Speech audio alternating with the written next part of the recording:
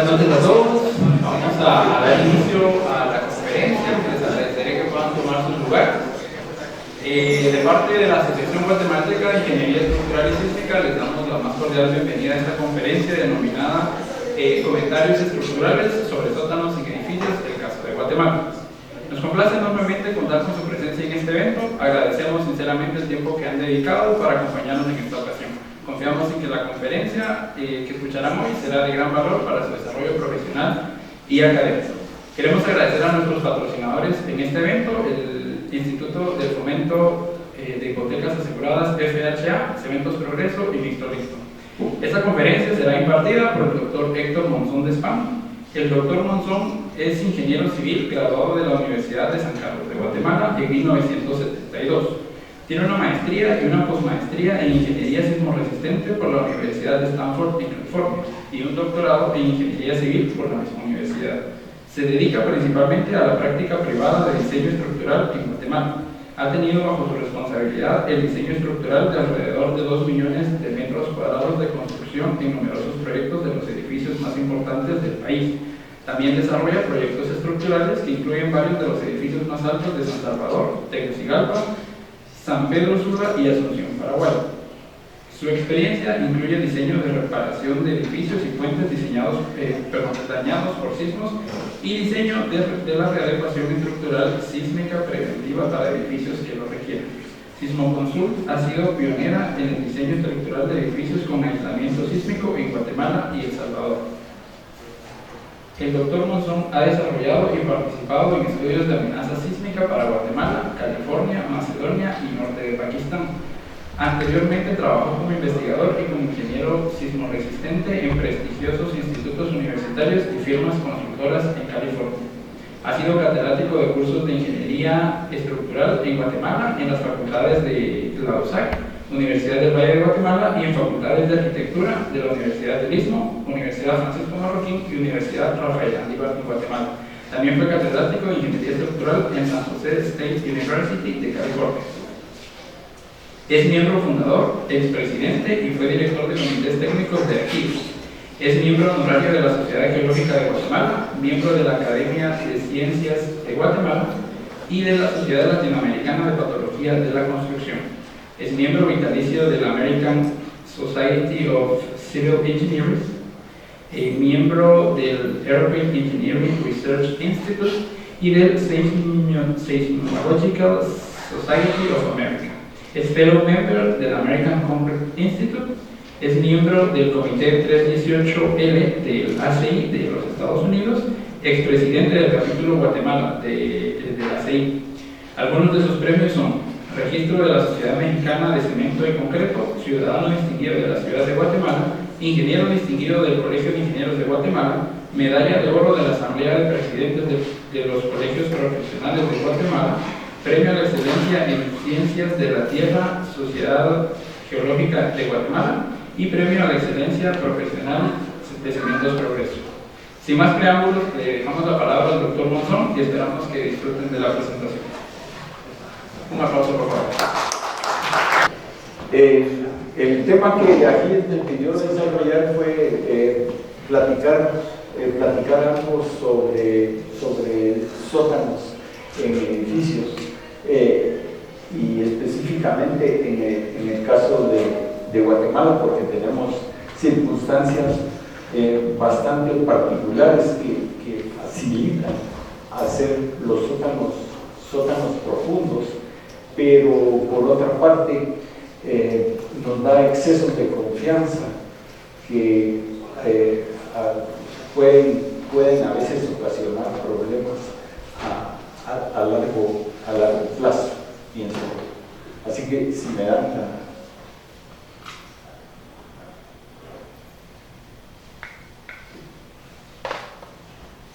¿qué pasó? Soy yo el que lo tengo que hacer, ¿verdad? Ahí, bueno. Entonces, tenemos comentarios estructurales sobre sótanos de edificios, aplicado en especial al caso de Guatemala. ¿Qué se puede comentar sobre sótanos de edificios? Pues que no hay una respuesta única. Los sótanos pues cada quien tiene su forma de matar pulgas, ¿verdad? Y cada proyecto encima es diferente y cada proyectista tiene su manera de resolver. Así que esta presentación solo recoge opiniones personales, no pretende dar criterios absolutos. Y tratándose de Valle de Guatemala, pues ciertamente hay una serie de aspectos que son realmente sui generis. Vamos a conversar sobre los sótanos vistos como el zócalo base del edificio. Los suelos del centro y sur del Valle de Guatemala generalizan un poco hacia el norte, hacia la zona 18, aunque ahí el suelo ya no tiene esa misma calidad que tiene especialmente en las zonas 10, 13 y 14. Un poco sobre la historia de sótanos en Guatemala, ejemplo de cómo se puede analizar un sótano bien breve, ¿verdad? Y 5, hablar sobre las opciones de protección de excavación, utilizando los sistemas más frecuentes con los que estamos acostumbrados. Y por último, platicar un poco sobre las contingencias que pudiera haber durante la vida útil del sótano de un edificio. Mi punto básico es que debemos visualizar el sótano con sus paredes como el zócalo del edificio, no mirar esa pared del sótano como una cosa que es como paralela o independiente al edificio, sino integrarlo. Tiene sus dificultades integrarlo, pero en mi concepto como que es la manera más deseable de hacerlo. Y excepto en Guatemala, se da por descontado que la pared de un sótano tiene como 25 o 30 centímetros de espesor, ¿verdad? Entonces a veces viene de otro lado y dice, y el espesor viene de la pared de su sótano, pues fíjese que tiene 10 centímetros, ¿verdad? Entonces como que causa una como reacción de incredulidad, ¿verdad?, entre qué están haciendo estos o cuál es la ventaja que tienen.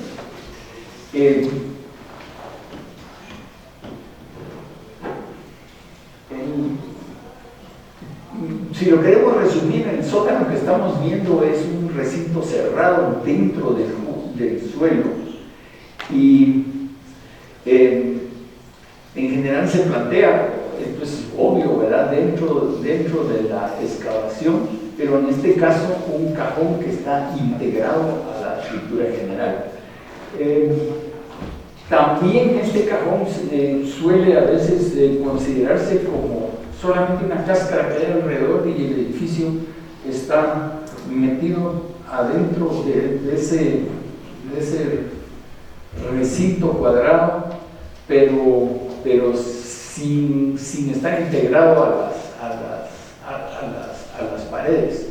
Incluso se ha tomado como que el edificio pueda entrar entre el sótano y que haya espacios de ahí hacia la pared como para que el edificio esté totalmente independiente.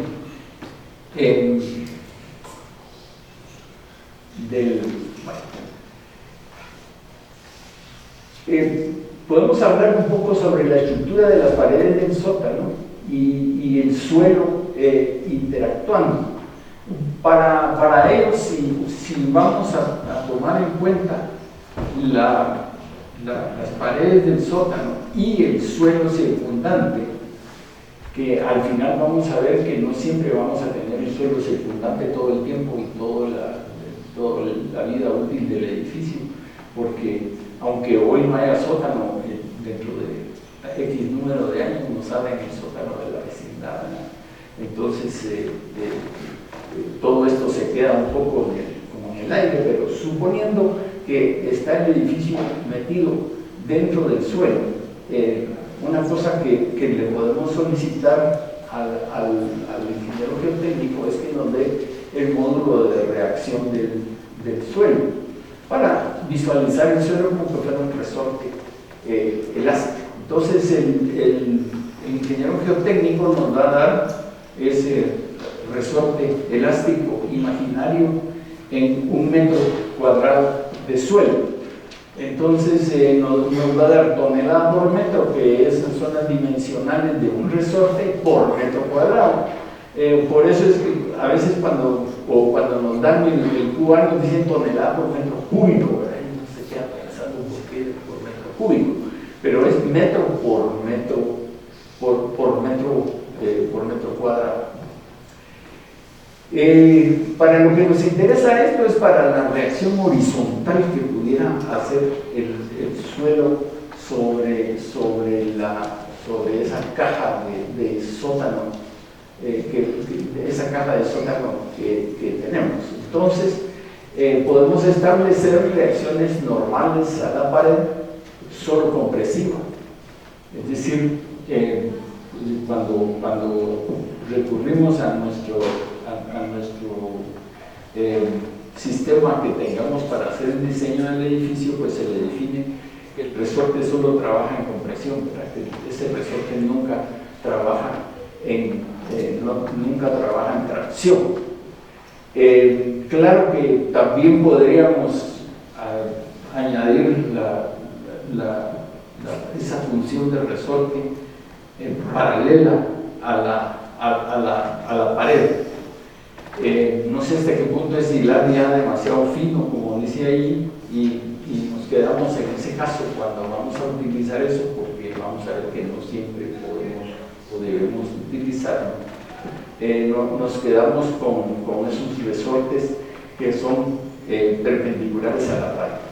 Una cosa que hay que tomar en cuenta si vamos a utilizar ese recurso es que nos están dando el módulo de reacción al fondo de los sótanos, pero si miramos hasta arriba a nivel de plaza, ahí ya realmente no podemos confiar en el módulo de reacción. Entonces sí se necesita tener una idea de cómo es que puede ir variando el módulo de reacción. Ahí hay un ejemplo en esa gráfica de la izquierda de la variación del módulo de reacción que dio en ese caso el ingeniero geotécnico. Como ustedes ven hacia arriba, siempre le asigna un cierto valor, no es totalmente cero, y uno podría escoger entre hacerlo lineal entre 0 o algún valor hasta ahí arriba, ¿verdad? Yo en lo personal uso 0 hasta arriba.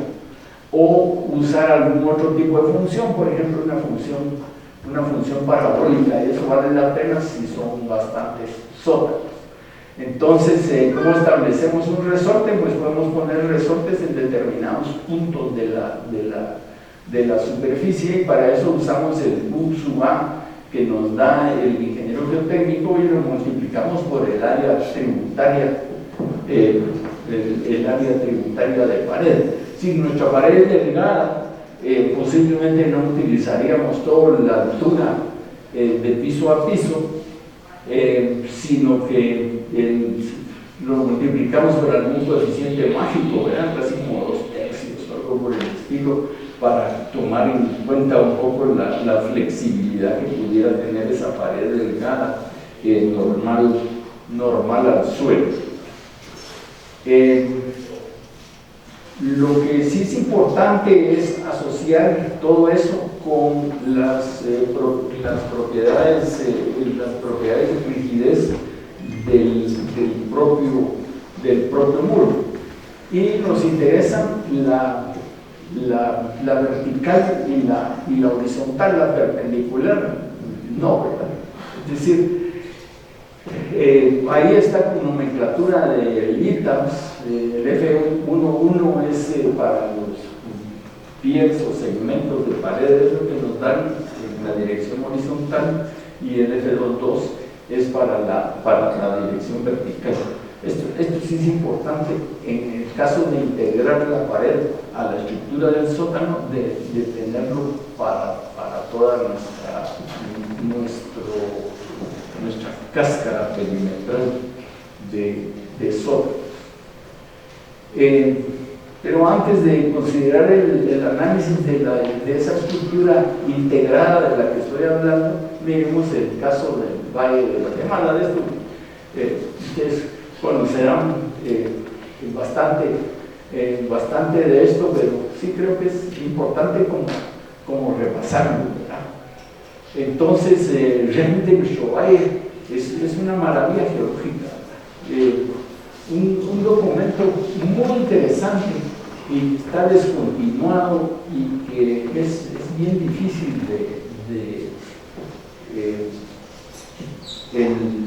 el mío me lo robé de una institución del Estado porque entré, me lo prestaron para hacer una cosa y ya no me lo dieron de vuelta. Y ahí tengo mis 19 mapas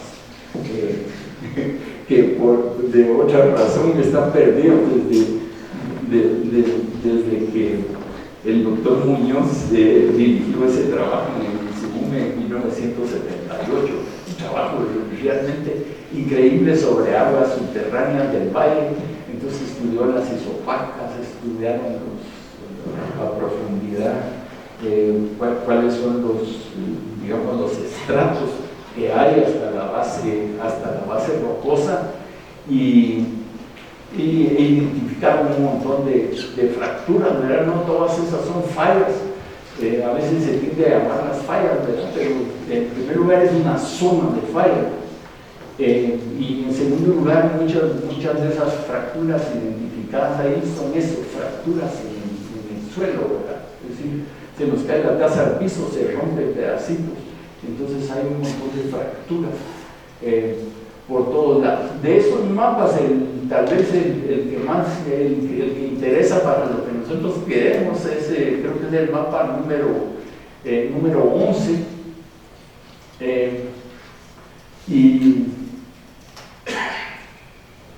miremos por qué se genera esa como tentación de dejar una caja de sótano cerrada solamente en contacto con la estructura principal, sin integrarnos. Bueno, eso ya lo mencioné, ¿verdad? Pero entonces preguntémonos qué es lo que permite hacer eso. Miremos la estratigrafía básica en estas zonas que les mencioné, que es básicamente la zona 9, la zona 10, la 13, la 14. Y ahí es interesante ver que hasta arriba hay dos estratos que tienen como 2 o 2,5 metros, y vemos hasta arriba que hay un suelo descompuesto, entonces se penetra como 1 metro y empieza a aparecer una pómez blanca. Y si se penetra un poco más, vuelve a aparecer un suelo intemperizado y otra vez una pómez blanca. Y esos se han identificado, el de arriba como la erupción de la laguna del Durazno. No sé si han reparado alguna vez en la laguna del Durazno. Es uno de los 2 cráteres principales del volcán Hoja de Queso. Sí, han oído del volcán Hoja de Queso, en el sistema de volcánico del Pacaya, uno sí ubica la laguna de Calderas, y atrás de la laguna de Calderas se nos mira un cerrito. Ese es el Hoja de Queso, y la laguna de Calderas es un cráter, es el cráter sur del Hoja de Queso. Y la laguna del Durazno, que está del otro lado, si uno da la vuelta alrededor del cerro y empieza a bajar a Matitlán, entonces pasa uno por una depresión que antes era una laguna y ahora está sembrada, ya no tiene agua, y esa es la laguna del Durazno. Esa laguna del Durazno hizo erupción hace no mucho tiempo, unos cuantos miles de años, y entonces nos dejó 2 metros de tierra caída por el aire. Menos mal, esas erupciones son rarísimas, ¿verdad? Porque si en este momento nos caen 2 metros de tefra, nos deshace como ciudad, ¿verdad? o a lo mejor impide el tráfico. Entonces, la de abajo, la de más abajo es la erupción de Santa María de Jesús. Santa María de Jesús también, si van, hay un par de enormes sitios planos donde ahora se siembra, y esos son cráteres justo anteriores a que empezara a formar el volcán de agua, y están ahí a la par de Santa María de Jesús. Es el otro, y de ahí viene la ceniza rosada, y la ceniza rosada viene de Atitlán, y es el flujo piroclástico de Atitlán. Si penetran los 4 o 5 metros del flujo piroclástico de Atitlán, que nos vino hace 85,000 años y nos puso 5 metros de flujo piroclástico en el fondo del valle, entonces penetramos eso y vemos abajo como 1 metro de arena pómez.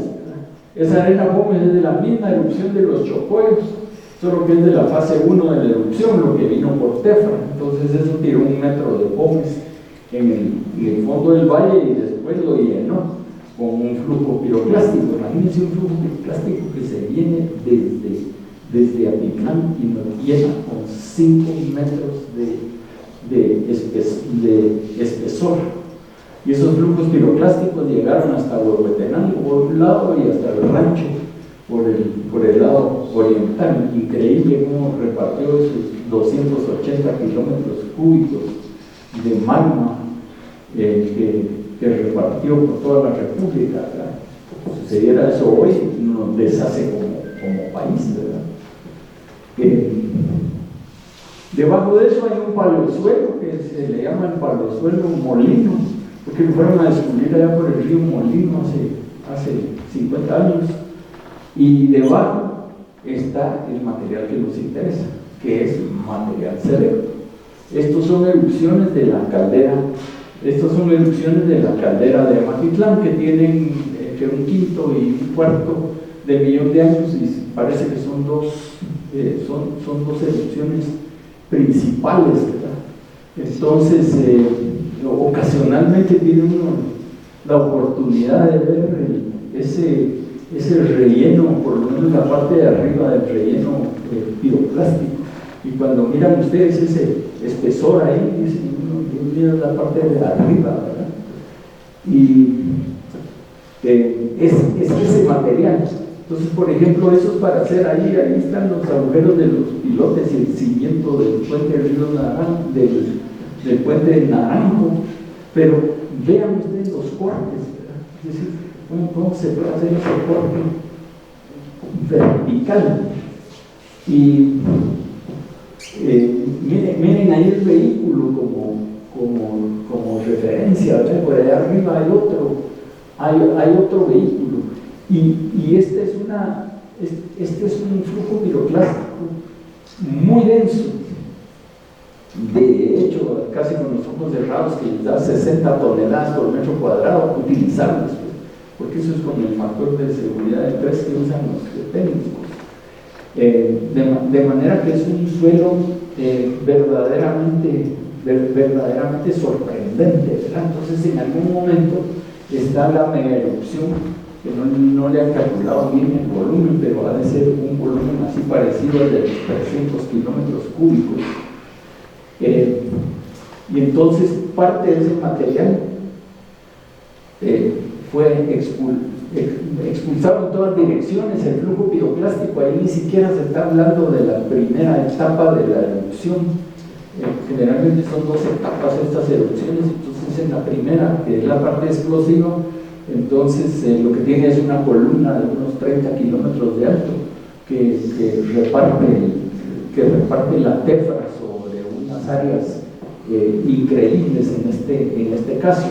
Y cuando ya empieza a perder presión la cámara esa de magma, entonces sube unos 5 o 6 kilómetros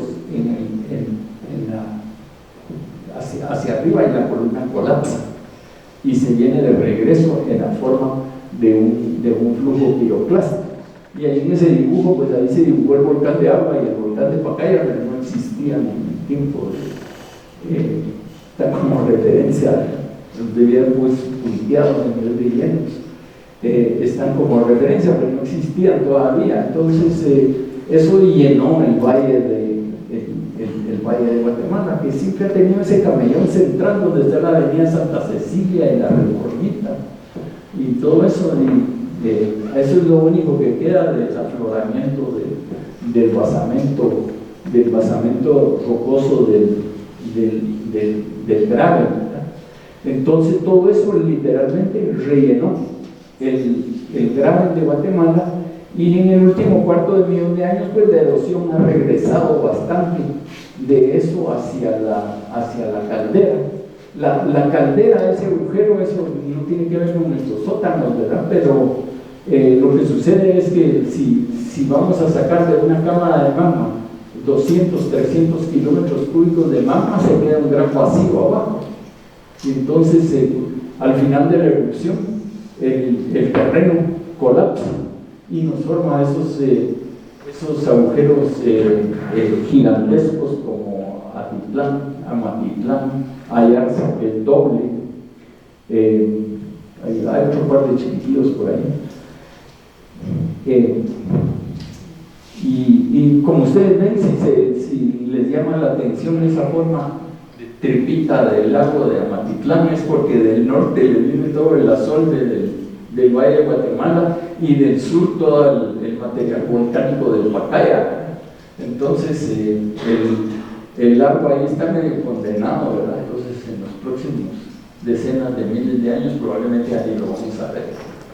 No es lo mismo en Atitlán, que está subido, entonces ahí no hay toda esa cantidad de asolve que ha habido aquí. Bueno, pero eso no tiene mucho que ver con nuestra planta. Entonces ese relleno dejado por los flujo piroclásticos, ese material selecto, tiene el nombre de ignitrita, y como acabo de mencionarlo, asolvó totalmente el valle de Guatemala, ¿verdad? Ahí hay una caricatura de un pequeño flujo piroclástico del Pinatubo, no es tan pequeño, ¿verdad? Y si bien a escala del pobre carrito que está por ahí, sí, lo único es que uno tiene la impresión de que el flujo piroclástico iba hacia el carro y hacia el fotógrafo, ¿verdad? Pero realmente iba para adentro. Por eso es que la foto existe.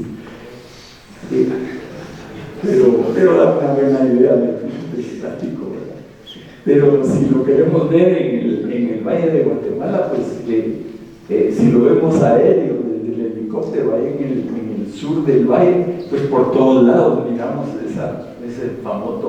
ese famoso flujo piroclástico, ¿verdad? Y aquí donde la zona 18, en el kilómetro 13, es donde se va el Atlántico, ¿verdad? Pero mira uno la misma, solo que allá el flujo piroclástico asentó mucho menos densamente, ¿verdad? Entonces el terreno no es tan capaz como es aquí en la parte sur del valle. Y los mapas que hizo que se hicieron bajo la dirección del doctor Muñoz en el 78, pues nos muestran esas isopacas, ¿verdad? Ahí está marcada zona 4, zona 9, zona 14, y ahí tenemos el espesor del flujo piroclástico, ¿verdad? 150 metros. Si nos vamos a la zona 9, pues igual como 150 metros, ¿verdad? Y ahí está la divisoria de aguas representada por el acueducto. Pues nada más para ubicarse, y por allá encima está el Cerrito del Carmen, allá a la izquierda está el volcán más cercano del Valle de Guatemala, que no es el Pacaya, ¿verdad? Sino es el Cerro del Naranjo. Entonces, lo que obtenemos como resultado es este terreno, ¿verdad? Podemos hacer la excavación vertical, ¿verdad? Incluso no nos consideramos demasiado valientes en establecer talud vertical de ese tamaño, y a propósito ahí se ve parte de las dos erupciones, una y eso es lo que nos da ese exceso de confianza de simplemente irnos para abajo 30 metros y hacer un sótano que en otros lados ni siquiera sería imaginable, ¿verdad? ¿Por qué nos da ese comportamiento de que lo podemos tallar verticalmente? Eso es lo que es traicionero. Es traicionero porque nos da esa sensación de seguridad que podemos cortar, pero de pronto se nos descascara. Pero ¿qué es lo que da la diferencia entre poder hacer ese talud a 90 grados y tener los taludes que se consideran más convencionales y que son los que nos enseñan en la universidad, que nos dicen, mire, la pendiente es como de 30 grados, y vemos el volcán y se hacen, están los 30 grados? Es por la forma de las partículas.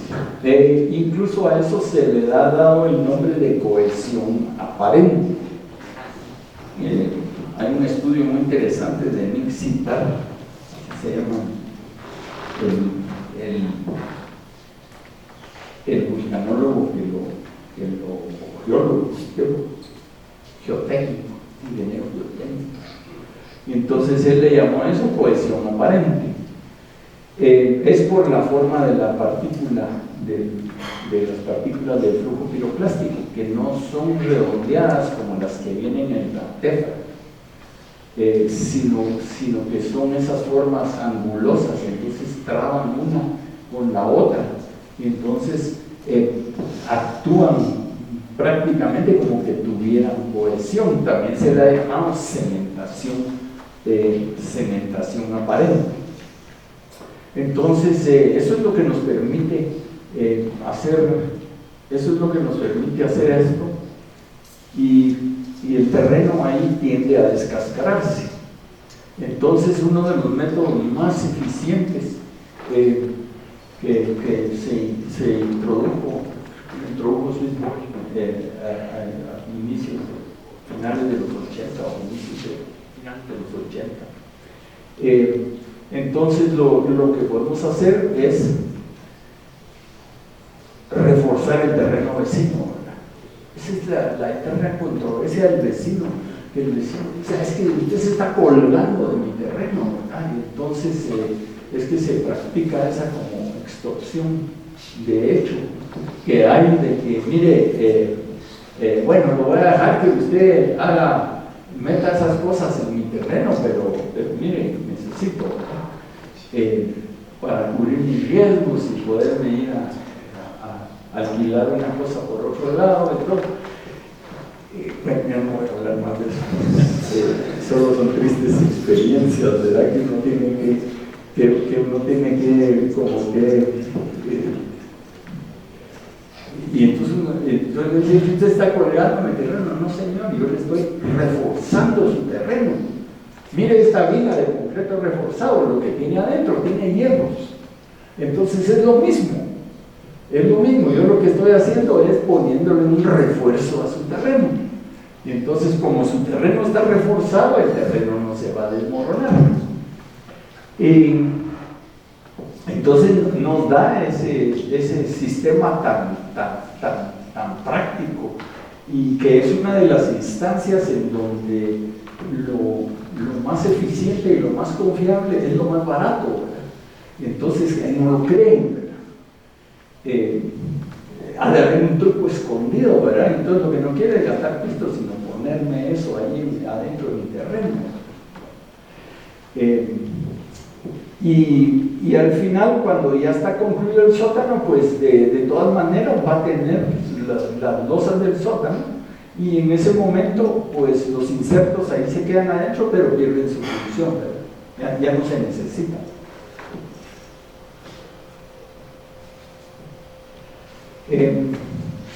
Miremos en una forma bien esquemática la historia de la excavación de sótanos en Guatemala.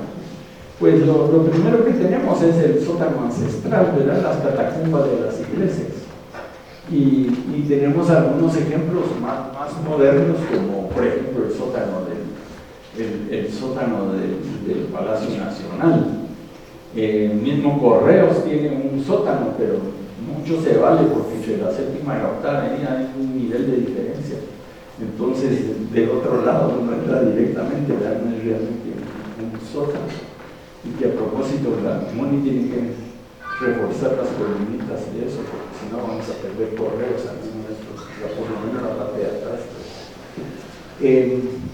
Entonces tenemos esa tradición ancestral de un sótano, ¿verdad? Que no se hacía en todos lados, pero bastante fácil de hacer, ¿verdad? Se hace el hoyo, se pone la mampostería alrededor y ahí lo tenemos.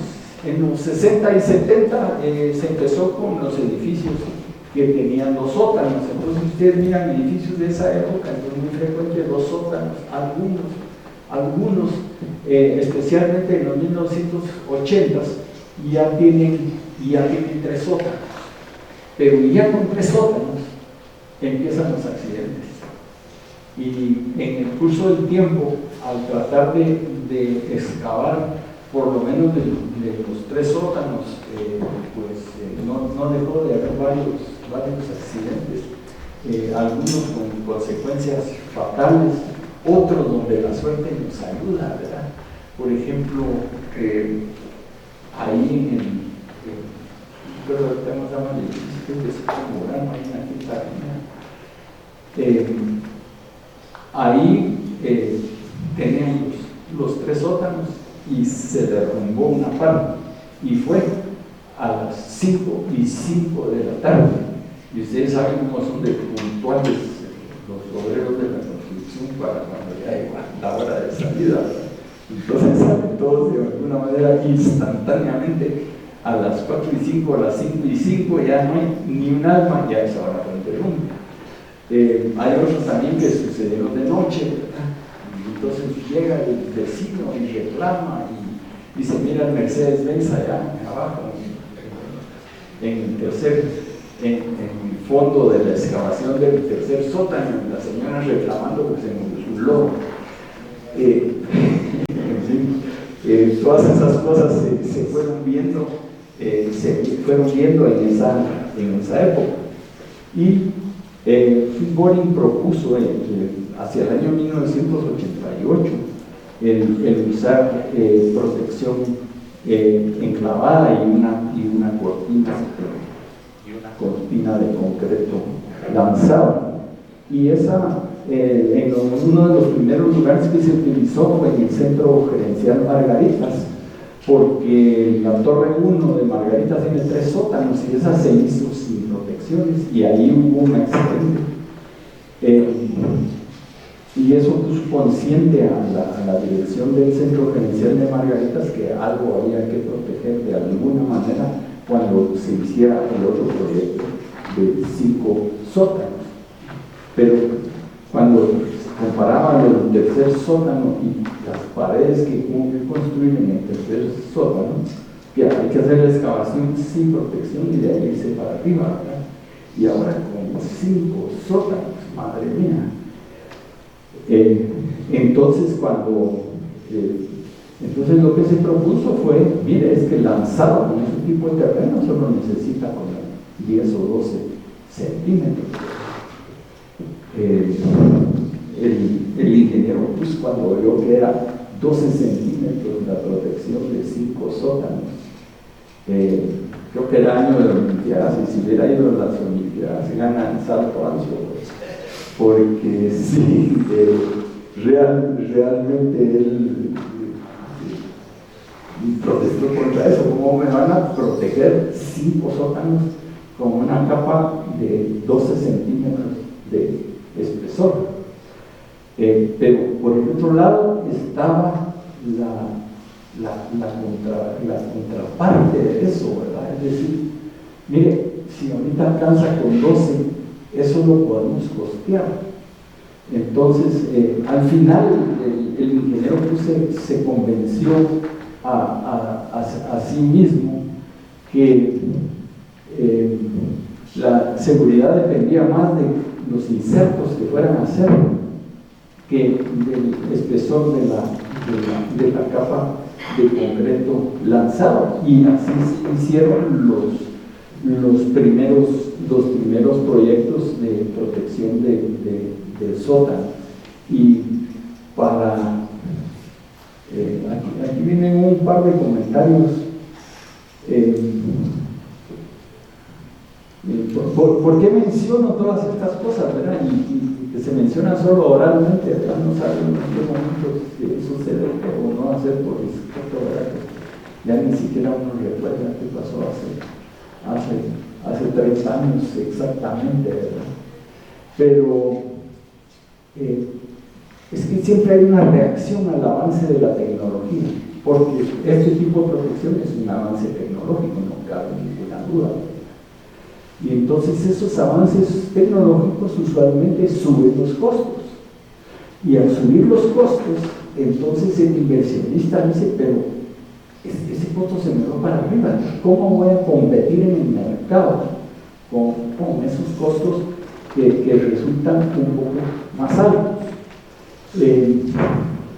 Entonces, yo pregunto ahorita, ustedes compran un automóvil, tiene cinturón de seguridad, tiene frenos ABS, antiderrapante, tiene las bolsas de aire. Ahora son 6 bolsas de aire, ¿verdad? Y uno pregunta, ¿y eso es gratis? No, eso tiene un costo, y yo estoy pagando el costo. Lo que pasa es que ya el carro viene fabricado, entonces no me queda más remedio que pagar ese costo que está incorporado en el precio del vehículo total. Y como son todos los carros los que vienen así, no hay cosa de competencia de que uno se va con el vendedor vecino y dice, señor, yo le vendo el carro sin cinturones de seguridad y ahora 1000 quetzales en el carro, ¿verdad? No, estas cosas tienen su costo, ¿verdad? Y tal vez el mejor ejemplo que hay de eso, y esto es salirse un poco por la tangente, ¿verdad? Tampoco estamos hablando de sótano, pero para los que salimos hacia principios de los años 70, que hay una fila completa de colegas, no nos costó ver eso que acababan de publicar en el ACI, ¿verdad? Que ni siquiera todavía fue unos meses antes de que sacaran el código 318 del año 71, ¿verdad? Entonces en octubre del 70 publicaron ese shock, que es que miren sus columnas de concreto reforzado, y ya no las puede reforzar con hierro de media a 40 centímetros, ¿no? Ahora tiene que ponerle el número 5 a 10 centímetros y con espejos intermedios. Entonces, uno saliendo en ese momento no le importa, ¿verdad? Solo empieza a usar las formulitas y todo. Pero para los colegas que estaban trabajando en ese tiempo, esto, y para los inversionistas, esto fue un verdadero shock, ¿verdad? Claro que si ustedes miden después el costo que tuvieron esos estribos con el costo global del edificio, pues tampoco cuesta el doble del edificio, ¿verdad? Es decir, el margen es mucho más pequeño, ¿verdad? En el orden de 5, 7, a veces 10% cuestan estas innovaciones tecnológicas, ¿verdad? Pero para los ingenieros de esa época que ya habían estado practicando, yo trabajaba donde el ingeniero Mérida, ustedes trabajaban donde Hermosía, pero Hermosía desde mediados de los años 60 ya había empezado a poner confinamiento. Él era de los que tenían su conciencia más tranquila, porque un lustro antes de que se exigiera poner eso, él ya lo ponía, ¿verdad? aunque pasaban viendo ahí a los de Mixto Listo con su vibrador, ¿verdad? Entonces el gran chiste era el ingeniero Hermosía, que es el matavibradores, porque como no había una costumbre de vibrar columnas con esa densidad de acero, se les trababan los vibradores, y todo lo que hacían era desatornillar la manguera del vibrador y terminar de fundir. Y entonces esos edificios, hay muchos edificios, y son del ingeniero Hermosía, en donde están sepultados en las columnas las mangueras de los vibradores. También eso trae el cambio de tecnología, ¿verdad? Hoy ya nadie quiere un vibrador porque ya todos los que vibran saben cómo manejar esa densidad de refuerzo, ¿verdad? Pero en aquella época hasta era un chiste, ¿verdad? El gasto que había que hacer en mangueras extra de vibrador, porque usted se imagina, solo se desatornilla, se deja allí y se sigue fundiendo la columna. Entonces, por ejemplo, el ingeniero Mella tenía un edificio, entonces me dice: mire, fíjese que ya vamos por el tercer piso y ahora me tienen en confinamiento. Yo lo voy a poner del tercero para arriba. Comprendo que del tercero para abajo tendría que haber puesto el confinamiento, pero ya es imposible, ¿verdad? Entonces lo pongo del tercero para arriba, así no me pueden decir que yo no me estoy poniendo al día. Fue realmente algo traumático en esa época. Y menciono todas esas cosas fuera de la tangente, ¿verdad? Porque eso nos da una idea, digamos, de todos estos cambios que van ocurriendo, que tienen su costo. Por ejemplo, aquí en Guatemala, el confinamiento de columnas tomó más de un lustro en hacerlo, ¿verdad? Y vino el terremoto del 76 y entonces se dijo: sí, no hay otro. Nos trató bien en edificios altos, ¿verdad? Y hubo poquísimos colapsos, pero entonces sí hay que poner eso, ¿verdad? Sube los costos, pero si todos vamos a poner, y hoy todo el mundo pone su confinamiento, entonces así es el mundo. Pero tampoco tiene que ver con sótanos, pero es una cosa muy interesante esto. En 1988-87, Robert Park, el neozelandés, publicó unos artículos en el EI, y los artículos decían: mire, aquí está la fórmula de confinamiento que se ha estado usando desde el año 71, pero le falta en la fórmula la componente de esfuerzo axial, y entre más esfuerzo axial hay, la ductilidad baja y necesitamos más confinamiento. Entonces, ACI 318 no reaccionó inmediatamente a esto. Esto se venía publicando desde finales de los 80 y hasta en 2014. ACI 318 puso como una de las variables para el confinamiento la presión axial. Entonces quiere decir que hay muchos tipos de edificios construidos en esta época que tienen confinamiento, pero no se tomó en cuenta la presión axial. Sí, no es tan drástico como pasar de los estribos a 40 centímetros a 10, ¿verdad? Pero siempre es un avance tecnológico y lo puede uno pensar: y Dios mío, y lo que se hacía anteriormente, ¿qué, verdad? Entonces, este ejemplo es muy vivo. Tardaron 25 años en atreverse a dar el paso hacia adelante, ¿verdad? Claro que, por ejemplo, en la Sociedad de Ingenieros Estructurales de Los Ángeles, ya lo había tomado en cuenta indirectamente y siempre pedía que en las columnas de los edificios de Los Ángeles el esfuerzo axial en las columnas no superara el 0.4 de F'0. Entonces ahí las columnas son más robustas que en otras partes. O sea, ya se toma eso en cuenta indirectamente sin, digamos, pelearse con la norma en ese momento.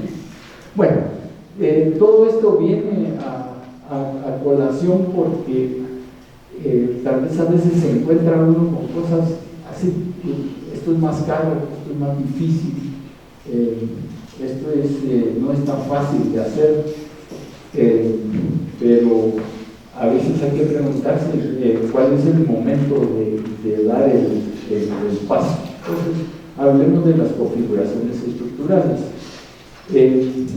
Por lo menos en lo que a mí me respecta, yo desde hace tiempo no está en el Margarita 2, ahí solo está en Importante, que es de la época esa, pero de integrar el muro lanzado a la estructura de los sótanos. Entonces, por ejemplo, este ejemplo es bien simplista, ¿verdad? Es poco realista, tiene 7 sótanos, solo 10 pisos, y además es bastante regular, y está hecho con la simplicidad del Valle de Guatemala. Y una cosa importante es que si uno integra las paredes de sótano a la estructura general, cuando se hace esa calibración que piden las normas de poner un cortante mínimo, esa calibración, entonces en ese caso no se hace a nivel del fondo del sótano, sino hay que hacer la calibración a nivel de la plaza, sobre todo porque eso le acorta el periodo a la torre. Si uno toma bien integrado, se nos va un poco para arriba la carga sísmica, porque el trocito que está arriba es un poco más rígido, ¿verdad? Pero en el ejemplo de esto hay este ejemplo se desarrolló con dos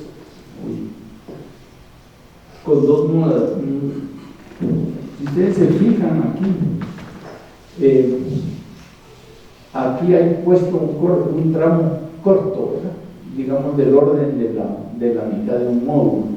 Del otro lado, en el ejemplo, se puso un tramo completo. Entonces, si lo vamos a integrar, en primer lugar, aquí con este tramo corto no necesitamos vigas hacia el perímetro, ¿verdad? Solo poner una losa del espesor necesario y entonces aquí podemos hacer una costura uniforme.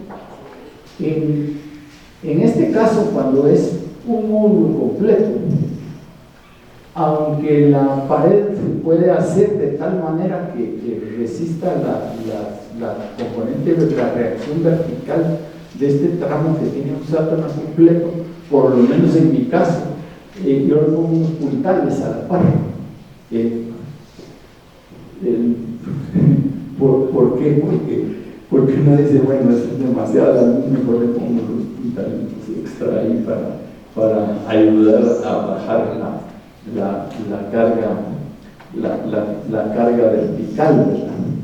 Entonces, pero de todos modos está integrado horizontalmente, verticalmente está aliviado porque tiene los puntales auxiliares. Ahí sí que uno tiene que decidir, me atrevo a poner toda esa carga sobre el concreto lanzado o me auxilio con otra cosa, ¿verdad?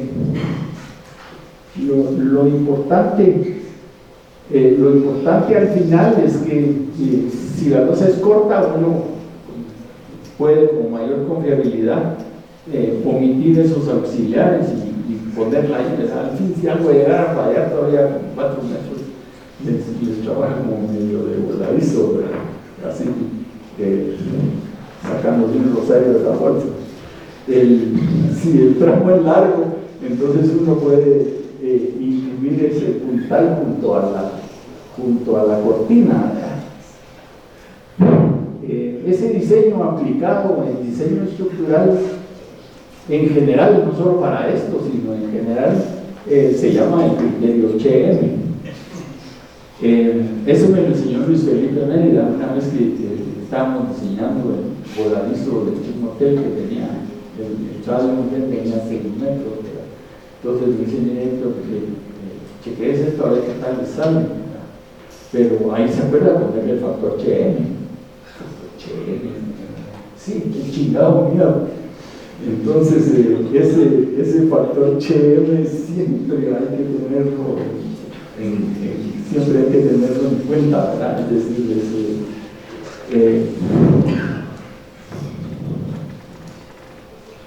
entonces no es muy dramático lo que le puedo presentar de los resultados del análisis, ¿verdad?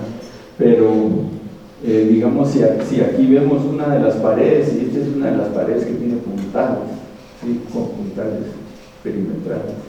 Entonces ustedes tienen aquí el modelo estructural de la pared, que puede ser lanzado o cualquier otro método de forro de pared que utilicen, y eso se divide en segmentos, y esos segmentos, por ejemplo, en el ITA, pues les llaman piers, ¿verdad? Entonces aquí están los resultados, y esto es lo que uno debe chequear. Este es para la carga vertical, para el esfuerzo vertical. Entonces uno puede, este es el pier A, que es este cerca de la esquina, este es el siguiente pier, que es el que está aquí. Es un resultado bastante típico en las esquinas, siempre como esto se hace con todas las combinaciones, la combinación de sismo y todo eso, entonces en las esquinas se concentra un poco más de esfuerzos verticales. Y entonces, como estas paredes no están confinadas, entonces lo que uno tiene que hacer es, digamos, ponerse un límite para la intensidad del concreto y para la intensidad del esfuerzo con respecto a la resistencia del concreto. Y si uno está usando esfuerzos mayorados, pues podría uno usar el 0.20 F'C o aplicarle el factor CM, entonces solo 15, entonces los resultados son estos. Aquí podemos ir chequeando. Entonces si lo comparo con punto 20 o aún con punto 15, ¿verdad? Entonces estos son los esfuerzos verticales. Entonces en este caso el murito tiene 12 centímetros, y lo que dio, porque tiene el auxilio de los puntales, es esto, ¿verdad? O sea, las intensidades no son muy grandes, entonces, bueno, utilicemos los 12 centímetros. Aquí sí ya se va acercando al punto 20. Uno tiene que decidir si me voy por el punto 20, entonces todavía me aguanto a los 12 en la esquina. Si me pongo un poco más riguroso, entonces ya me da 0.17, entonces puedo decir, bueno, entonces tal vez en esas esquinas pido un poco más del espesor respecto a lo que pidió originalmente el ingeniero geotécnico, ¿verdad? Que él es el que da los 12 centímetros. Oh, ¿qué pasó? Se salió del modo presentación, ¿verdad?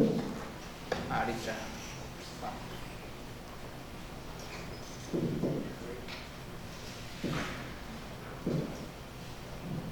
Gracias, ahí está.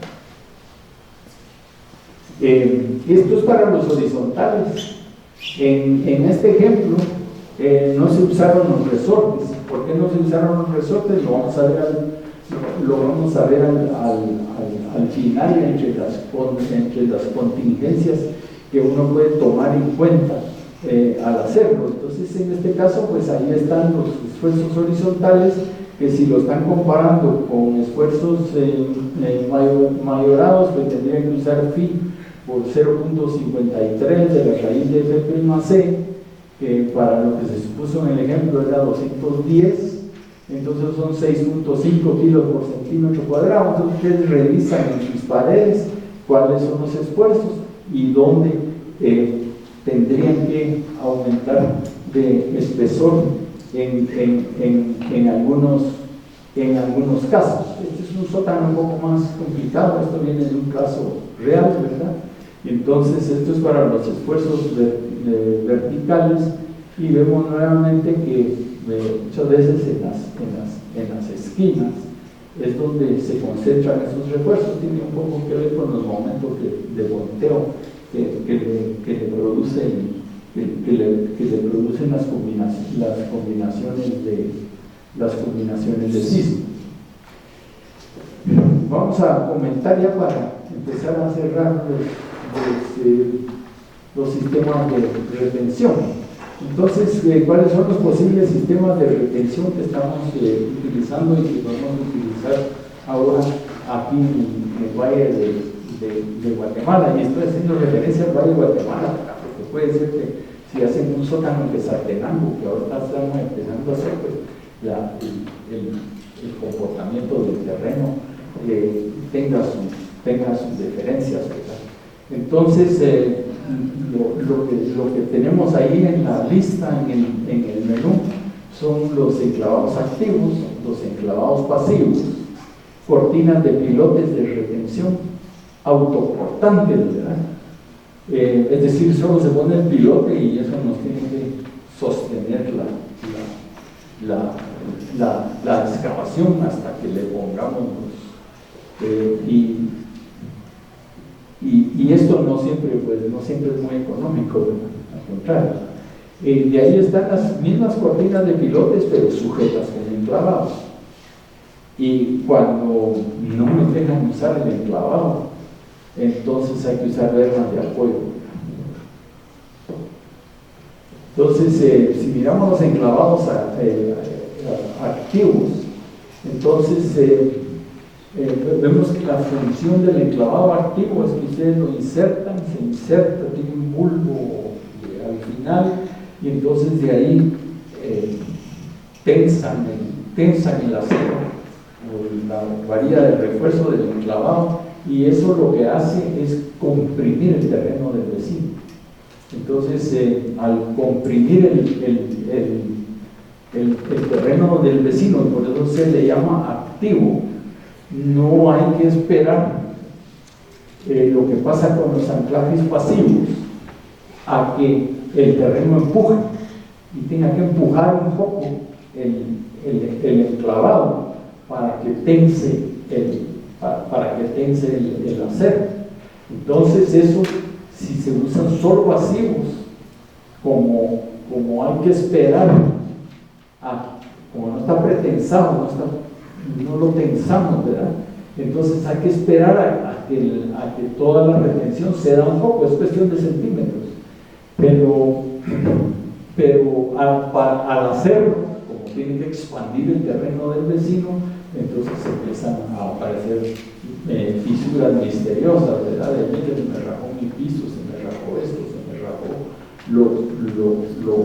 lo otro, ¿verdad? Entonces, pues hoy en día la tendencia es a usar en los estratos superiores los clavos activos para preservar los pisos del vecino, no tener que comprarle alfombra, ¿verdad? Y podemos usar los anclajes pasivos un poco más abajo. Y entonces, en una ilustración típica, en donde tenemos nuestra cortina lanzada y los anclajes, vemos que aquí en este caso el ingeniero geotécnico en la parte de arriba ha especificado clavos activos, y es hasta en la parte de abajo que ya acepta los pasivos. Entonces estos ayudan a preservar la integridad del terreno de arriba sin fisuración. Naturalmente, si en este caso con los 9 zócanos, aquí puso 14 o 15 centímetros de espesor de lanzado, el espesor del lanzado aquí es de 30 centímetros.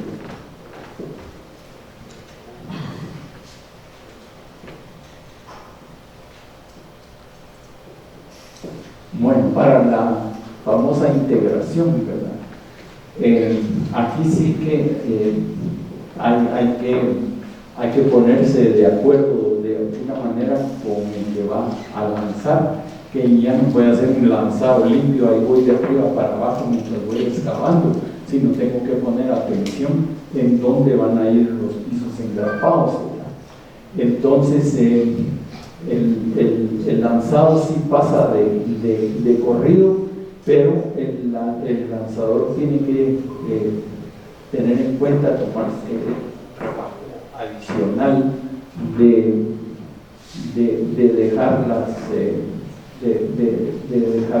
las ligas hacia la futura losa.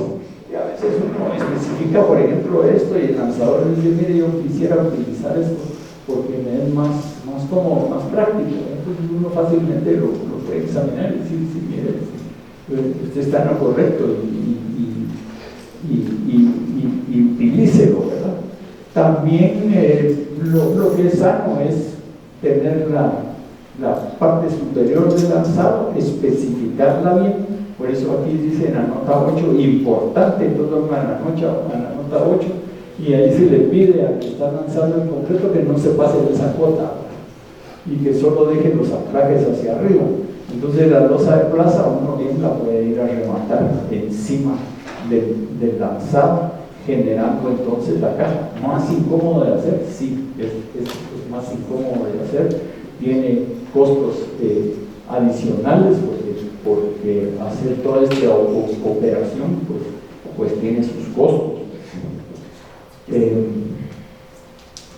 Pero lo que puede uno considerar una práctica con el criterio chévere aplicado. Ahí tenemos el pie lanzado. Entonces a veces el lanzador lanza y abajo le hace un recodo, ¿verdad? ¿Y para qué es el recodo? Porque como va a haber un tiempo hasta que hagan el edificio, entonces no está garantizado que los anclajes que trabajan perpendiculares nos trabajen bien en el sentido vertical. Entonces esta patita, esta piernita que hay aquí, pues de alguna manera le da una seguridad al lanzador de que su cortina no se va a hundir unos cuantos centímetros, ¿verdad?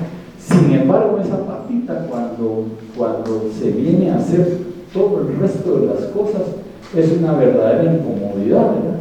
Y a menos que se especifique, bueno, mire, hagamos su patita, pero hágala a tal profundidad para que yo pueda después poner toda la otra parafernalia que hay aquí en el fondo del sótano. Pero esa piernita causa un montón de interferencias y unos costos que uno ni se da cuenta, ¿verdad? Porque hay que moverla del lugar o ponerla en el lugar adecuado. Y entonces son costos como que están ahí disfrazados y casi que ni nos damos cuenta, ¿verdad? Lo que yo estaba especificando desde hace algún tiempo es esto. Se lanza aquí el concreto y esto se le pide al excavador y lanzador que él lo ponga de una vez. Entonces, en vez de hacer la piernita, ponemos algo formal a la profundidad que lo necesitemos. Aquí siempre está la gran pregunta de si necesito las ligas sísmicas o ligas de amarre que se les llama aquí, ¿verdad? La conclusión a la que llega uno es que no siempre son necesarias, ¿verdad? Pero si uno quiere ponerlas, como esto va a trabajar por compresión, porque lo más que va a suceder es que el suelo aquí va a empujar y por lo tanto va a empujar todo el sistema hacia el frente, y esto lo va a detener. Entonces no necesitan una conexión positiva, ¿verdad? Porque tratar de dejar una conexión positiva aquí sí es una gran incomodidad cuando se está haciendo cuando se está haciendo el lanzado del concreto y poniendo este elemento, y todavía tener que dejar aquí zanjas para poder dejar conectores horizontales, que como esto va a trabajar en compresión, pues uno puede suponer que no se va a necesitar. No conseguí un más limpio ayer para poner, tuve que poner esto todo chico, pero cuando baja más carga axial, a veces necesita uno pues estos sean un poco más grandes. Entonces, de todos modos, esto se pide que el contratista de lanzado lo incluya entre los trabajos que tiene que hacer, y se puede incluso poner a menos profundidad. Aquí pues se le puede dejar, si quieren, una llave, ¿verdad? Por aquello de que ahí tengan que llegar algunas soleras, y bueno, es una propuesta para la solución del problema, ¿no? Lo que sí es importante es que el ingeniero estructural se tome el trabajo de hacer desplegados complementarios a la información que da el ingeniero geotécnico. ¿Para qué? Porque si no, simplemente se empieza a poner el lanzado a una cota X al borde de la excavación, pero a veces no es al borde exacto de la excavación, a veces es más alto, a veces es más bajo. Entonces, sí hay que especificar cuál es la cota máxima de lanzado para que uno pueda ir a poner aquí en el futuro, engrambar la losa. Además, el trazo de dónde vienen las losas, porque como se van a dejar los conectores, se necesita la información precisa de dónde van a ir esos conectores instalados. Y finalmente, cómo pretendemos que se remate hasta abajo, ¿verdad? Entonces, ahí sí hay una especificación en este plano de dónde, digamos, debe bajarse de la cota de pavimento que haya para lanzar hasta ahí y agregar en su momento los cimientos que se vayan necesitando. Y si ustedes prestan aquí atención, me van a decir, ay, ahí falta una cosa importante. Sí, en este dibujo en particular adolece del aspecto importante que vamos a ver en la siguiente diapositiva. Ahí tampoco está puesto, pero miren, aquí está un poco más complejo todo eso, dónde hay que lanzar, dónde no hay que lanzar. Y esta información no siempre viene en la información del ingeniero geotécnico, de manera que al presentar uno los planos de desplegados, lo que uno está haciendo es unir la geotecnia con la estructura y con la arquitectura. Con la arquitectura porque tenemos aquí la configuración solicitada de los sótanos y lo que hay arriba. Verá que arriba siempre hay jardineras, aceras y otro montón de cosas que realmente requieren un poco más precisión de la que normalmente estamos utilizando. Lo que falta aquí es indicar o traer del plano del ingeniero geotécnico dónde es que hay que poner los insertos. Entonces, ya con los a este plano se le pone la trayectoria de los insertos, pues entonces el trabajo del que está lanzando la protección pues no es más fácil, ¿verdad? Porque tiene que tomar en cuenta todo esto, pero por lo menos se le está dando toda la información que va a necesitar. Bueno, pasemos ahora a la cortina con pilotes sujeto con un clavado activo. Entonces, esto es cuando hay que sostener en la vecindad grandes cargas, o sea, aquí en la vecindad ya tengo un edificio hecho, ¿verdad? Entonces ya no me alcanza poner solo un lanzadito, ¿verdad? Sino que entonces ya se establece una cortina de pilotes y lo que sí es conveniente, si hay una gran carga atrás, es que hay que precomprimir todo el terreno vecino. Entonces, por ejemplo, aquí está la especificación del geotécnico para este caso, ¿verdad? El edificio de la vecindad tiene como 15 pisos, tiene 2 sótanos, o sea, ahí hay una carga grande. Entonces, para lograr abrir los 9 sótanos que quieren en el nuevo edificio, entonces hay que poner un pilote de retención. Usualmente los pilotes de retención pues tienen un diámetro generoso, ¿verdad? 90 centímetros, 1 metro, tal vez solo 80, y el especialamiento entre ellos es como 2 diámetros del pilote en general. Y entonces en este caso sí se ponen todos los clavos activos para lograr comprimir bien este terreno y entonces tener la mayor confiabilidad posible, crucen los dedos, de que esa retención va a ser capaz de tomar todo esto, ¿verdad? Bueno, entonces ese es el sistema de retención para una gran capacidad de retención, y su mejor aplicación es la que tiene un enclavado activo debajo de la zona de carga de la vecindad. Bueno, llevar el micrófono.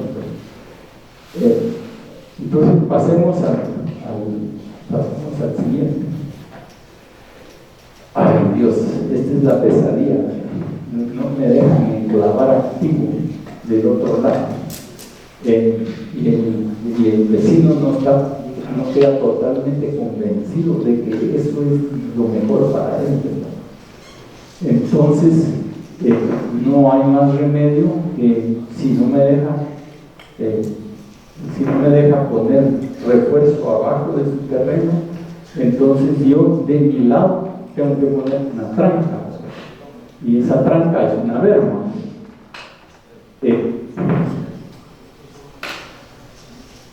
¿Cuál es entonces aquí por ejemplo está la especificación, ¿verdad? Por ejemplo, aquí pues el vecino tenía un par de sótanos y una serie de cosas, pero tiene varios consueños y no todos se ponían de acuerdo. Entonces no hubo más remedio que diseñar una berma, el pilote, y para retener ¿qué desventaja tiene esto? Que para que la berma empiece a funcionar, el terreno vecino tiene que expandirse. Entonces por eso es que no es tan efectivo como cuando le ponen cuando se le ponen los anclajes activos, debajo. Entonces, ¿qué hay que hacer? Está la berma, pero la berma ocupa un lugar dentro del otro sótano, y ese lugar que ocupa la berma generalmente abarca por lo menos un eje del otro edificio. Y entonces, ¿qué hago? Entonces no me queda más remedio que empezar a excavar, primero hacer todos estos pilotes de retención, de ahí empezar la excavación. Al llegar a la altura especificada, entonces tengo que empezar a dejar la berma en excavación, pero aquí tengo una columna, entonces tengo que abrir un enorme pozo que es un pilote columna aquí y fundir todo este pilote columna, naturalmente sin las vigas horizontales, porque no se puede hacer. Entonces aquí abajo está el pilote para sostener la futura carga y aquí hay que dejar esto en forma de pilote, pero es imposible dejar conexiones de una vez, ¿verdad? Entonces ahí solo va a quedar el cilindro de concreto fundido. Naturalmente eso impide que se haga todo el sótano, impide que uno vaya poniendo las losas contra la retención y que poco a poco pues se vaya apoyando el terreno vecino. No, hay que esperar hasta que se llegue allá arriba y hasta aquí se puede hacer la primera losa completa. Entonces ya con esa primera losa completa pues ya empieza a quedar esto apoyado, pero el sótano se hizo en 2 etapas y aquí hay un hoyo que no se ha hecho la construcción. Entonces y para mí en realidad tengo hecho todo, ¿verdad? Y puedo seguir construyendo, a veces sí, a veces no, ¿verdad? Entonces ahora me tengo que venir top down aquí. Entonces tengo que remover un poquito de la berma, llegar aquí y aquí hacer un anclaje con las vigas horizontales y poner la primera losa. De ahí ya con esa losa puesta hay que excavar por debajo, ¿verdad? Como topo para sacar este pedazo de berma y lograr llegar al otro, ¿verdad? Entonces ahora se puede hacer la otra y entonces hay que venirse para abajo, ¿verdad? Y uno va a pedir piedad con el vecino y dice, mire, le conviene más poner, no le creen a uno que es más confiable para él poner los anclajes activos, ¿verdad? Entonces no, ustedes sigan con eso, ¿verdad? Bueno, en fin.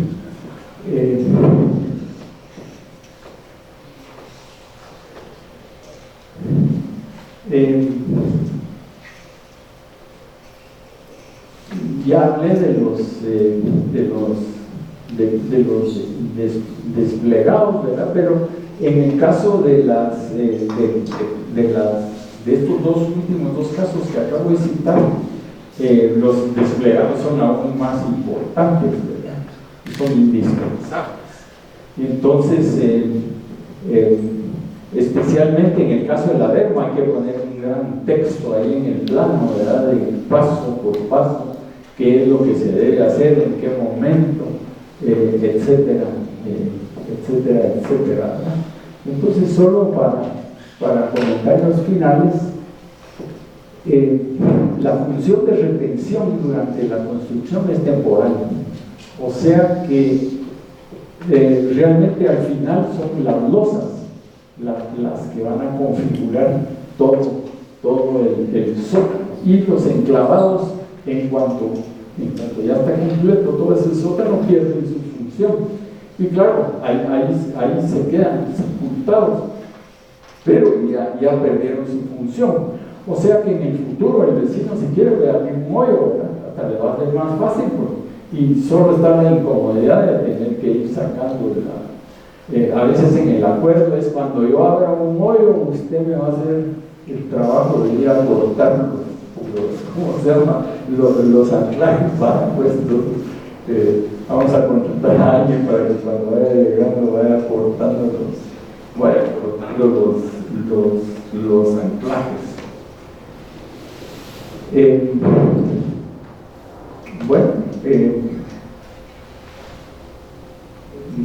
Lo dicho, ¿verdad? La función es temporal, pero con el sótano integrado sí hay que poner mucha atención en que la función de la cortina misma, ya no de los clavos, pero de la cortina, es una función permanente para el resto de la vida del edificio, ¿verdad? Que es lo que se ilustra aquí en este caso. En el periodo A, mientras se está excavando, dependemos de los anclajes. En el periodo que es pues, por los siglos de los siglos. Bueno, un tanto, ¿verdad? Ya los insertos pierden su función, ¿verdad? A lo que sí debe atenderse es que no se generen, al estar diseñando en el sótano, que no se generen a futuro situaciones inconvenientes, ¿verdad? ¿Por qué? Porque si de alguna manera vamos a depender de los insertos para una función permanente, hay que tener cuidado porque la vida útil de los insertos no es tan larga como la del edificio mismo, ¿verdad? Están sujetos a la humedad, están sujetos a otra serie de cosas que si ustedes le dicen a que le va a hacer un inserto, ¿verdad? Garantizamos eso por 50 años, ¿verdad? Yo no te puedo garantizar el inserto por 50 años, ¿verdad? Soy buenísima onda y te lo garantizo por 10, pero no más, ¿verdad? Entonces, por ejemplo, se da este caso de estos, hay algunos edificios por allí en la zona 14, hay unas laderas ahí, en las cuales se hace ese tipo de sótanos que muestro aquí, y retener suelo con la estructura del edificio resulta prácticamente imposible. Entonces, y uno no puede depender de los anclajes. Entonces aquí lo más recomendable es retroceder en esto y dejar el edificio libre. Aquí incluso hay que vivir libremente después, ¿verdad? Entonces siempre le va a decir al desarrollador: me estás haciendo perder terreno, ¿verdad? Yo quiero mi terrenito hasta aquí, pero ahí sí que no hay otra cosa recomendable, ¿verdad? O sea, lo que yo he recomendado en estos casos es deje aquí una separación, ¿verdad? No es un método para donde se ponen los anclajes, y después dejar la previsión de que todavía en el futuro no tan lejano se pueda entrar a reforzar con clavos para sostener el paredón de atrás, no ya solo por el edificio, sino para sostener esto de aquí. Son casos que se dan. Este otro que es bastante general. Aquí tengo un sótano a diseñar. Aquí. La MUNI, qué bueno, me deja meter siempre clavos hacia su terreno. ¿Y qué pasa con las vecindades? ¿Habrá ya un sótano? ¿Será que me abren un sótano en el futuro? ¿Será que hay uno, dos, que va a tener la misma profundidad que el mío, que va a ser más profundo que el mío? Entonces hay una serie de incertidumbres que hacen que al final uno es tan incierto todo esto que mejor no se depende de resortes ni nada de eso, sino se trata de depender, incluso sin contar esto, ¿verdad?, de que la caja del sótano como que va a estar en el futuro solita ahí parada. Depende, ¿verdad? Porque a veces hay proyectos tan grandes que ocupan toda la manzana, entonces uno sabe que nunca me van a abrir un sótano a la vecindad, entonces se puede utilizar el terreno. Pero la generalidad de los terrenos, los de esquina, ¿verdad?, uno no sabe nunca qué va a suceder. Entonces como que hay que tomar la previsión de que la caja esta debe ser autoportante sin la colaboración de la tierra que pudiera tener alrededor.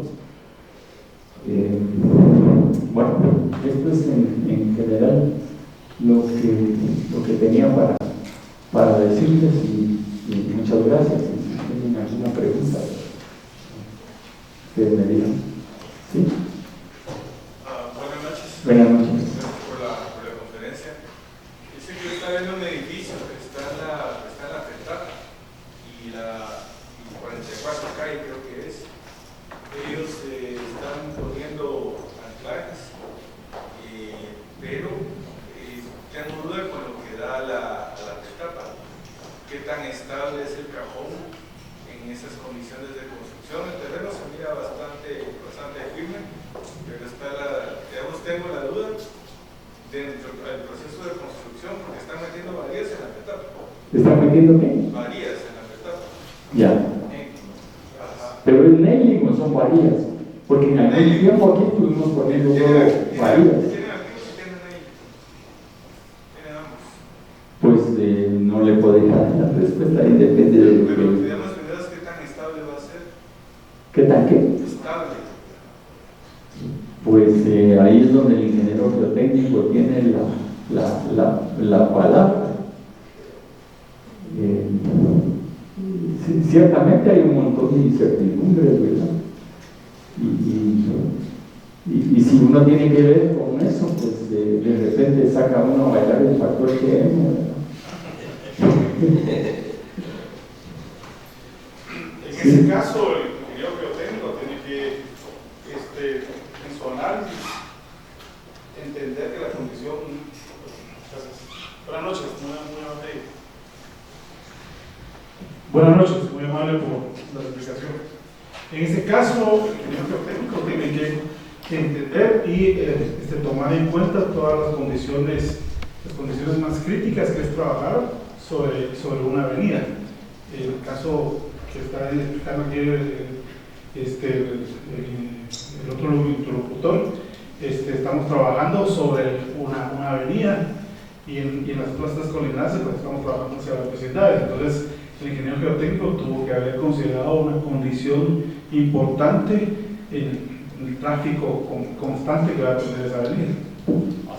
Así es, y el ingeniero estructural, lo que yo mencioné en las últimas, que si no sabe qué va a suceder en el futuro con las vecindades, mejor se establece el cajón de sótano como autoportante, ¿verdad? Como que alrededor no hubiera nada, que es más o menos lo que estaba en el ejemplo que mostré al principio, y generalmente no es tan crítico.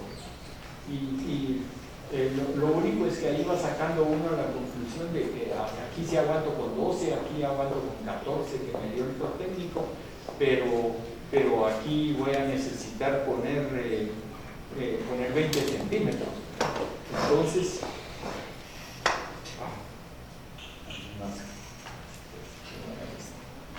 tienen que desconectar. Entonces, para eso sirven también los desplegados estructurales, para señalar cuáles son los puntos donde se requiere o uno requiere que la cortina lanzada sea más gruesa que la que ha especificado el geotécnico, ¿verdad? Y naturalmente nunca especificar más delgadita, ¿verdad? Ahora, lo importante en la planificación sería involucrar al diseñador geotécnico y al estructural desde el inicio y no tener esos dos diseños como comúnmente pasa por separado. Sí, es que eso es importante, tener esa comunicación y encima de eso tener la comunicación con el que va a hacer la excavación, porque ahí sí se necesita también una coordinación, ¿verdad? Y esa coordinación la estamos olvidando en muchos casos, ¿verdad? Entonces cuando uno siente y dice, pero si yo ya empecé a abrir luego, pues, entonces ni siquiera le avisan a uno de que ya se empezó a hacer el agujero, ¿verdad? O uno recibe la llamada por teléfono y dice, mira vos, ahorita que estoy haciendo tal y tal cosa me doy cuenta, sí, le digo, pero te tiraste a hacer la excavación y la protección sin ninguna coordinación en el resto de las especialidades. Sí es necesario tener esa coordinación, ¿verdad? Geotecnia, estructura y el que va a ser el lanzado. Y el que va a ser el lanzado, pues normalmente pues habrá hecho su propuesta y después de coordinar con el ingeniero estructural resulta de que mira, aquí no quiero 12 sino quiero 20. Y entonces pues el cliente general tiene que aceptar de que va a haber unas modificaciones a los presupuestos que pudo haber recibido del geotécnico. Normalmente no es del otro mundo, pero sí se necesita esa coordinación. No se puede hacer por separado. ¿Sí? Gracias, ingeniero. Qué gusto oírlo otra vez y qué bonitas estas presentaciones. Gracias. Usted me va a sacar aquí a pedradas. ¿Por qué? Porque estoy cometiendo un pecado mortal con respecto a lo que- pecado mortal puedo ser yo. con respecto a lo que enseñó ahí. ¿Sí? Y hizo una presentación donde está una sección de montaña y el sótano excavado, digamos, liberado hacia el aire libre y sosteniendo la montaña. Y usted menciona que es casi imposible sostener una montaña así, ¿verdad? Ajá. Pero yo estoy diseñando un proyecto ahorita que cabal estoy haciendo eso, ¿no? Y estoy proponiéndolo así. Estamos en prearquitectura, pero son terrenos en área muy quebrada. Y estamos planteando unos garajes largos, como que corren paralelos a la curva de nivel, para hacerlos con molde de aluminio, con ductilidad limitada, ¿verdad? Y sí le dio, digamos, no tuvo que meter muchos muros. La idea es que sí tendrían muros perpendiculares, pero la idea sí es usar el garaje para sostener la montaña hacia un lado y poder producir plataforma de urbanismo encima del garaje y luego tener las torres de apartamentos vecinas al garaje distantes suficiente para que el bombeo del peso de la torre no le pegue abajo al garaje, ¿verdad? Pero estamos haciendo precisamente algo así, ¿verdad? Pero lo está tomando en cuenta, entonces yo no lo puedo sacar. O sea que sí se puede lograr. Naturalmente, si usted logra hacer que, digamos, la estructura del edificio le soporte esa carga o esa presión, que no sé cuántos sótanos son, ¿verdad? Por ejemplo, yo tuve un caso ahí en la ladera en la subida de San Salvador, ¿verdad? Entonces ahí había de un lado nada y del otro lado 7 sótanos, ¿verdad?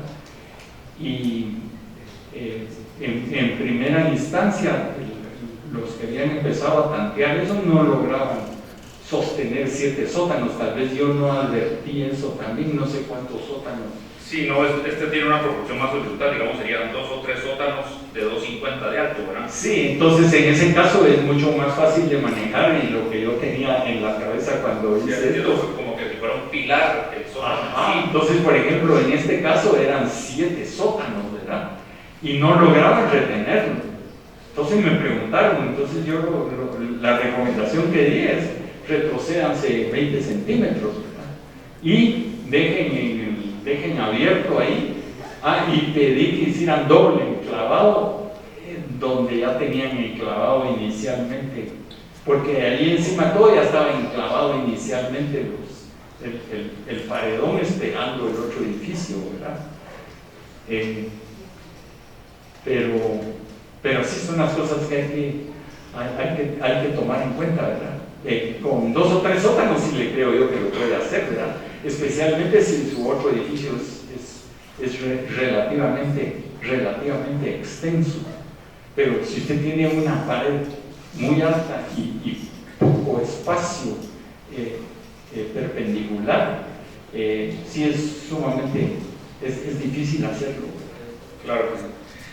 Otra pregunta que tengo es, usted mencionó el ángulo de reposo de la arena, son 30 grados, pero el ángulo de reposo, digamos, para pensar precisamente en qué dirección toma el peso de una torre después de su losa de cimentación, la fuerza viajaría como a 45 grados.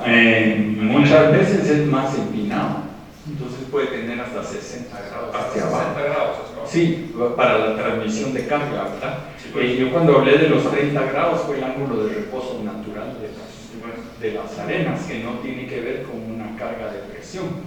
Ahora, si usted pone una carga de presión en el cimiento, el bulbo, muy posiblemente tiene hasta menos de 60 grados, ¿verdad? Depende de la cohesión del terreno. Sí, pues iba a tener una forma como de campana, me imagino. Sí, es un bulbo. Gracias.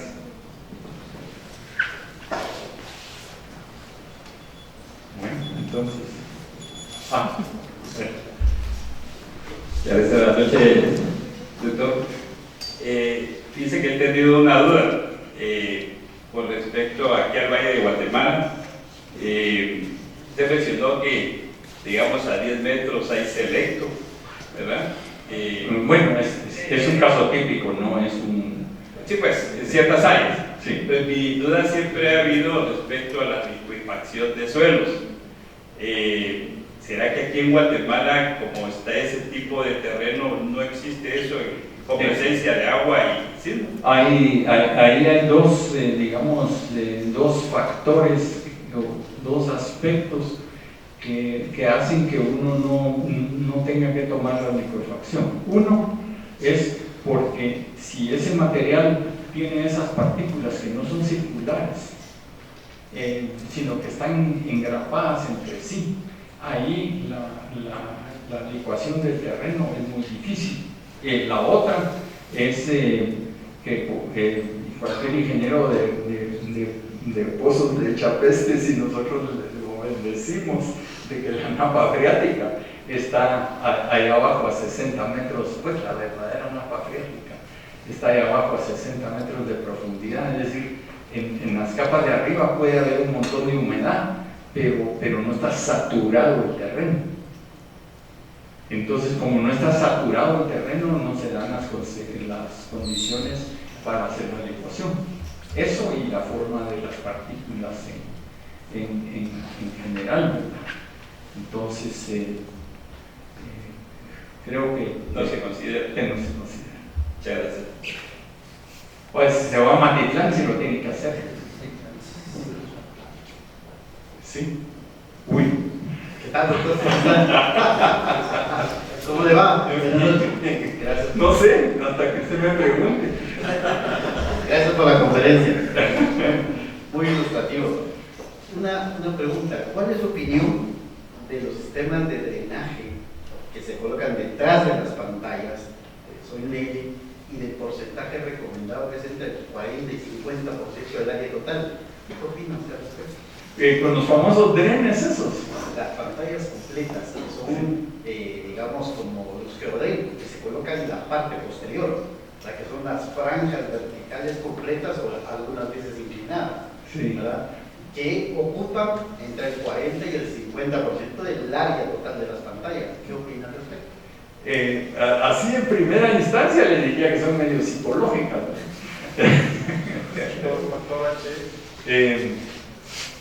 Pero bueno, está bien que estén ahí para tratar de evitar de que digamos, se forme se sature el terreno y que como cuando estamos calculando la presión, no siempre estamos tomando en cuenta que el terreno de la vecindad está saturado, sino que decimos siempre, no está saturado, entonces no sale nuestro empuje un poco más benévolo de que si estuviera verdaderamente saturado.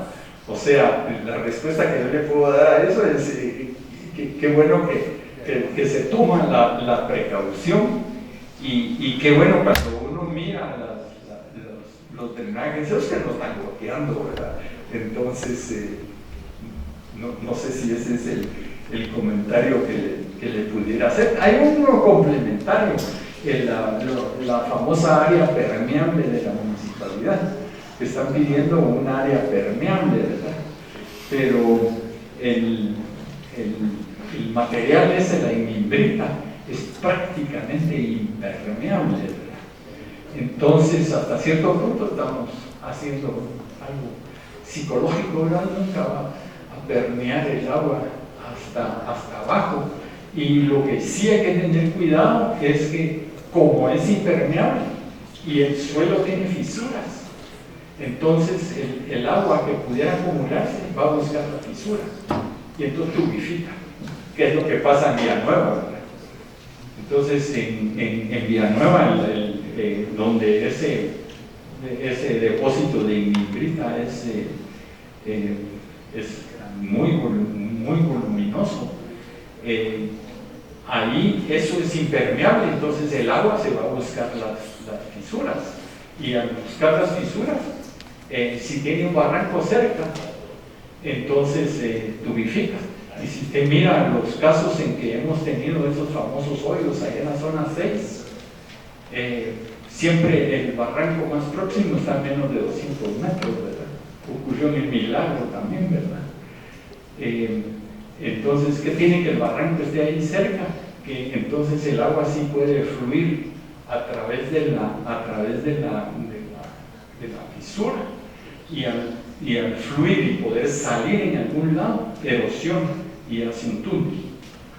De la otra manera, si uno no tiene cerca digamos, una salida para eso, pues el agua no tiene mucho a dónde ir, ¿verdad? Pero, bueno, últimamente, por ejemplo, cuando se hizo el Real Reforma, que eso fue en los 70s, está ahí en la Avenida La Reforma y como 14 calles.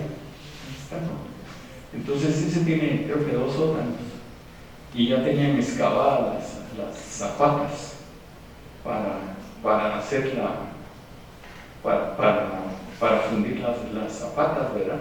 Y uno de los muchachos que traía una varilla número 8 o no sé qué, ahí cargada, se le fue entre el hoyo y la varilla se desapareció. Entonces, ¿qué pasó? ¿A dónde se fue la varilla? La zapata estaba construida sobre una caverna. Y lo que es especialmente vulnerable en ese caso eran los primeros 4, 5, 6 metros de terreno, porque ese era terreno de lagunetas. Entonces las lagunetas se forman en este valle, y especialmente ahí hacia ese lado, las lagunetas se forman porque la imbrita más abajo es impermeable. Entonces todo el agua que cae no tiene a dónde drenar hacia abajo y le forma una laguneta. Gracias, doctor. Bueno.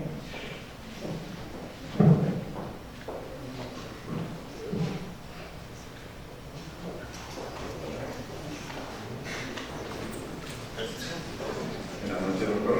Yo le tenía una pequeña consulta acerca de justamente el tiempo de vida de lo de Navy, porque nosotros en el proyecto tenemos ahorita 2 opiniones diferentes de diferentes especialistas. Uno nos comentaba que el proyecto está cerca de una ladera, entonces lo que ellos nos decían que para evitar algún posible riesgo de pérdida de terreno tendríamos que colocar una franja de aproximadamente 30 metros de neighing activo para evitar de que justamente con el paso del tiempo tuviésemos algún tipo de pérdida de terreno.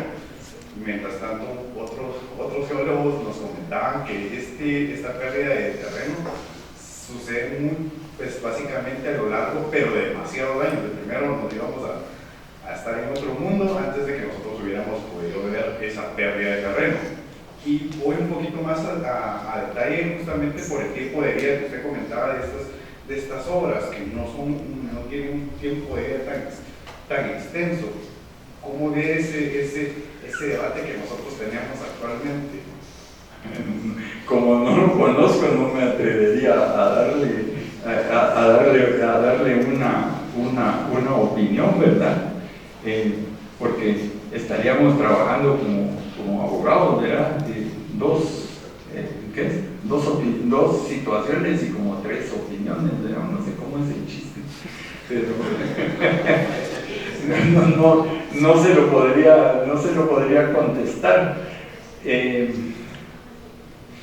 No sé si la vida pero eso es así, se me ocurre ahorita, ¿verdad? No sé si la vida del anclaje depende tanto de la longitud, ¿verdad? Como de los efectos de la humedad del terreno alrededor y otra serie también hay que ver cuál podría ser la profundidad del descascaramiento, ¿verdad? Porque aún si usted mira un caso como el del Cambrai 2, en donde probablemente ya se habían formado fisuras atrás y entonces llegan de septiembre las lluvias y se cuela el agua por la fisura y la lubrica, ¿verdad? Y ahí tenemos el derrumbe. Claro que eso está un poco afuera de lo que usted está comentando. Ahí sí que no le podría dar ni quisiera darle una opinión porque me está tomando aquí en frío, ¿verdad? Ok, doctor, muchas gracias.